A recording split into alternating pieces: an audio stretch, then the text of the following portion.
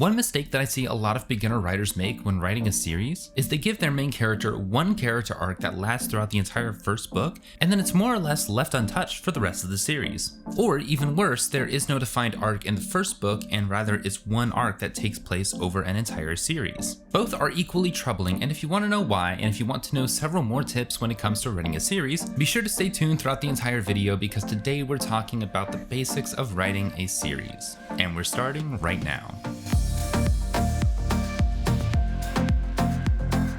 Hello everyone, my name is David Webb and I made this channel to give you the best tips on writing and creativity so you can finally finish your book or have that creative career you've always dreamed of. Now I know what you're thinking, just keep writing books and put them one after another. How hard can it be, right? Wrong! There is so much more that goes into writing a series than just a series of events. In fact, most of this video is not going to be about the minutiae of actually writing one book after another. It's going to be going into the most important things that you need to keep in mind when writing a series to actually keep your readers engaged. So let's get started. Before we jump into the meat of how to write a series, we first need to define what a series is. There are, I would say, two different kinds of series. Everyone else seems to say three, and they're not entirely wrong, but by my own definition, there are two. There are your more traditional serial series, where each book follows up on the last one and there's one continuous story that goes throughout the entire series. Think Harry Potter, where it's one story from the first book to the seventh book. And then there's a more episodic kind of series, where each book really stands all on its own. You could read them in any order, but it mainly focuses on the same characters and the same kinds of situations. Think of mystery books, where the detective solves a different mystery each book. And then there's this third kind, which you could call an interlinked series of books, or an anthology, or a universe. Think of books that take place in the same universe, they have the same characters, but there's no one true story binding them all together, even though that does happen in Marvel. We're going to be focusing mostly on the serial kind of series and the episodic kind of series, but a lot of these tips will apply just as well to your shared universe kind of series. First of all, if you're on the fence about writing a series, publishers love series. If you ever want to get published, it's going to be really powerful if you come to the publisher and you say, here's my first book, the next two are already written. Or if nothing else, here's the first book and here's the synopsis for the next two. They love to know that if one book takes off, there will be more where that's coming from. So unless you're set on one specific story that you have in mind, I would highly encourage you to try writing a series. Next up, if you're writing serials, a book series where it's all one stream of events, you need to make sure that you outline the books, that you have a plan from beginning to end. If you know me, you know I'm a huge supporter of outlining. I think it saves a massive amount of time and generally makes the book writing process easier. But when you're writing a serial, you need to know where the story is going. It's hard to start even a 3-book series and just write the first book by the seat of your pants and not know where the third book is going. It's possible, but what you'll find is that it's very difficult to make a cohesive story, and you'll end up having to go back to the first book and make changes even after it's published sometimes if you're not careful. For example, I was so conscious of the fact that I needed a solid plan for my series that I waited until the 4th book of the Light Thief saga was pretty much already written before I ever released the first book. And as a result, I got to go back through the first 3 books and insert hints and teasers as to what's coming in the 4th book, the prequel to the whole series. Now granted, you could argue that I definitely needed a plan because I was writing prequels, but it's just as important if your books follow one steady stream of events. You won't find very many writers who write serials who do not have a plan for their series. It is that important, and it will help keep you grounded. It'll help keep you from getting burnout in the middle of your series because you don't know where it's going. There are too many advantages to list here, but do some research. It's going to be so much easier to keep writing your series if you know how it ends. Next, you want to make sure that you keep adding characters to make things fresh. No matter how exciting your story is, things will start to get a little stale if you don't keep adding new characters. After all, readers mostly connect emotionally with the characters, and if it's the same people from book to book, it'll get a little hard for the reader to stay engaged. In my series, The Light Thief, I introduce new characters every single book. Granted, it's because I keep killing a lot of them. Honestly, it's a problem. But I always make sure that there are always new characters. This, I would say, is another huge way to keep yourself from getting burned out while writing a series. Introducing a new character often injects an incredible amount of life to your story, changes things up, and I find that it often gives a huge spark of motivation to keep going. Next, and this is where the very beginning of the video ties in, you need to keep character arc paramount.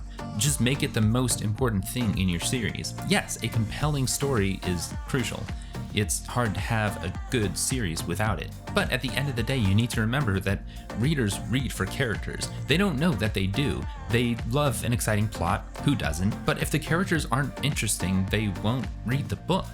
I hate to burst your bubble for those of you who think you have incredible stories. I'm sure you do, but characters are more important. And because character arc is so important, you need to make sure that each book in the series has a contained character arc, but that is also part of a larger character arc. Just like each book in the series needs to have its own story, and in serials, a story that connects to a larger story, your characters need to have exciting, engaging, compelling character arcs that have a beginning and an end in each story, and then a character arc that stretches over the entire span of the books.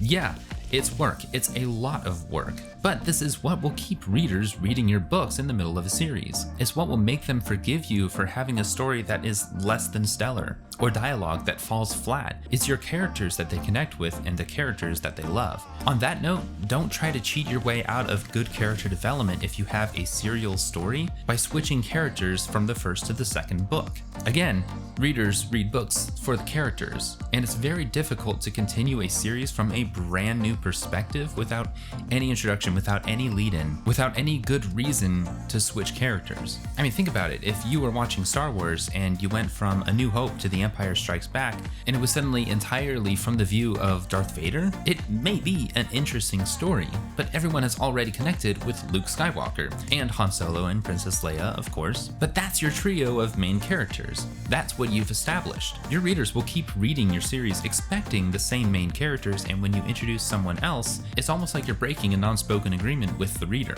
Rather, if you can, focus your series on a specific main character and a couple side characters, and just introduce more as you go along. And then, finally, each book must satisfy on its own. I'm still including this piece of advice because it is something important to keep in mind. However, it is the most outdated advice on this list, and I promise that you won't hear very many writers say that. This is one of those pieces of advice that has been held onto for a very long time and is starting to become irrelevant. However, there is a side to it that is very true, even if one side of it is no longer the case. First of all, let's talk about what people think this means. They think it means each book must stand alone. And they take this advice and they think that, oh, readers need to be able to just jump into the middle of the series whenever they want and read any book, and it can make perfect sense. And 30 years ago, that was somewhat true. You needed to have each and every book make sense on its own. You needed to lead into the second book with a recap of what happened in the first book, more or less. Hopefully in stylized format that doesn't take away from the narrative, but some way to let the reader know what happened in the first book in case they forgot or they haven't read the first book. But this advice is becoming less and less true every day. Attention spans are getting shorter. Binge watching is a thing which has led to binge reading. There is an entire market of readers who only purchase book series so that they can go from the first book to the last book with no breaks in reading, sit down and binge the entire series in a week, and then move on to the next one. Thanks to books being so much more available than they ever were in the past, with ebooks, with digital libraries, everything. People are consuming content more and faster than they ever have before. And because of this, it has almost reached the point where if you include a recap at the beginning of the first book, the reader almost feels insulted. They almost feel like it's a waste of time. They know what happened in the first book, they read it yesterday. This advice was great 30 years ago when it took 3 to 5 years for the next book in a series to come out, but now when you release a new book in a series every year, or for a lot of writers every month, it just no longer holds true. Now let's talk about what this advice actually is good for. Do not think that because readers read so quickly that you don't need to add an ending to your first book or a beginning to the second book because readers will simply